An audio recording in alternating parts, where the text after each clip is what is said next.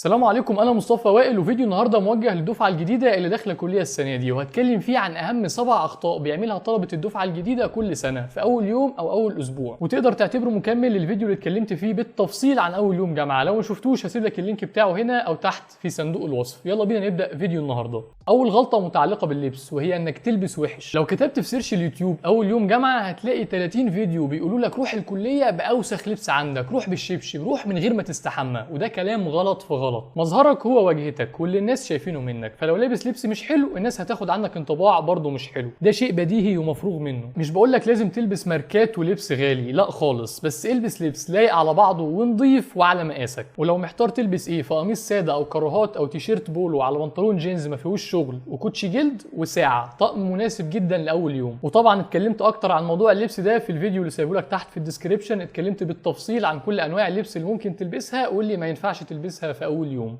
رقم 2، وهي عكس الغلطة اللي فاتت، وهي انك تأفور في لبسك. طبعا مش هقولك ما تلبسش بدلة اول يوم والكلام الفاكس ده، لان محدش بيروح اول يوم ببدلة، بس بليزر او قميص داخل جوه البنطلون او جزمة كلاسيك الحاجات دي مش مناسبة لسبب واحد، انك مش هتقدر تحافظ على الستايل ده على طول، ولا انت اساسا هتحب تروح الكلية كل يوم بلبس فورمال، لانه مش هيبقى مريح بالنسبة لك. وانا عايزك زي ما هتلبس كويس اول يوم تلبس كويس كل يوم.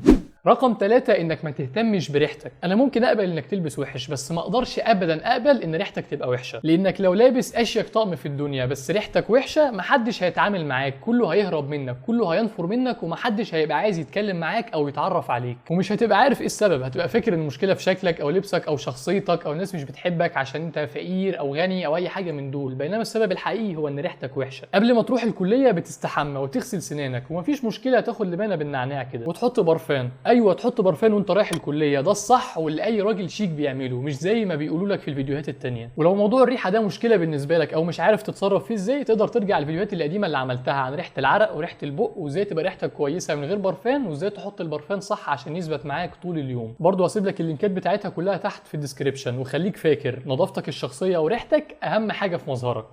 رقم 4، انك تبقى منطوي او منغلق على نفسك وما تتعاملش مع حد. لازم تبقى فاهم ان لو انت خايف ومكسوف، ف 95% من زمايلك خايفين زيك واكتر ومكسوفين اكتر وحاسين نفس احساسك ونفسهم حد يتكلم معاهم. فمجرد ما تفتح موضوع مع واحد قاعد جنبك في البنش في المدرج مثلا، تفتح معاه اي موضوع هتلاقيه مصدق وقاعد يتكلم معاك كتير، وممكن يفضل معاك طول اليوم، وهتلاقي نفسك عملت اصحاب كتير قوي بسرعه وفي وقت قليل. مش بقول لك تمشي تتعرف على الناس، ازيك انا مصطفى انت مين، لا مش ده الاسلوب، بس لو جت فرصه او موقف مناسب انك تتعرف على حد ما تترددش وما تخافش، وخليك فاهم ان اي حد من اللي قدامك دول ممكن يبقى صديق عمرك ويقعد معاك الاربع او 5 أو 6 سنين، فما تضيعش اي فرصه، خصوصا لو حاسس ان الشخص اللي قدامك شخص كويس وينفع يبقى صديق.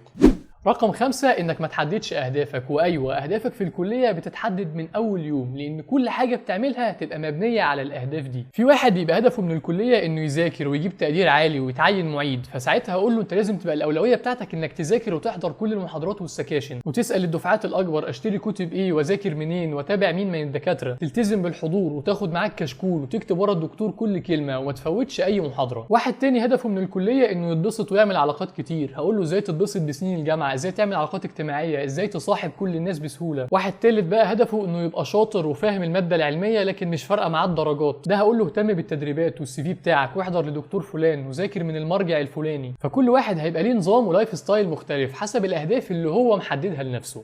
رقم 6، انك تبقى حكاك. وما تفتكرش انك لازم تبقى باعت قد نص بنات الدفعه عشان تطلع عليك سمعه زي دي، انت ممكن يتقال عليك حكاك لمجرد انك بتبص على البنات اللي حواليك في الكليه. عشان كده خدها نصيحه من اخوك، حتى لو انت داخل الكليه وحاطط هدفك انك تبقى عنتيل وتشقط كل يوم بنتين 3، ما تعملش ده في اول اسبوع، لان السمعه اللي هتطلع عليك في اول شهر او شهرين هيبقى صعب تتخلص منها. انا هو دلوقتي داخل سنه رابعه ولسه في ناس زمايلي بيتقال عليهم حكاكين بسبب مواقف عملوها في اول شهر او اول اسبوع، فخد بالك كويس وما تحطش على نفسك.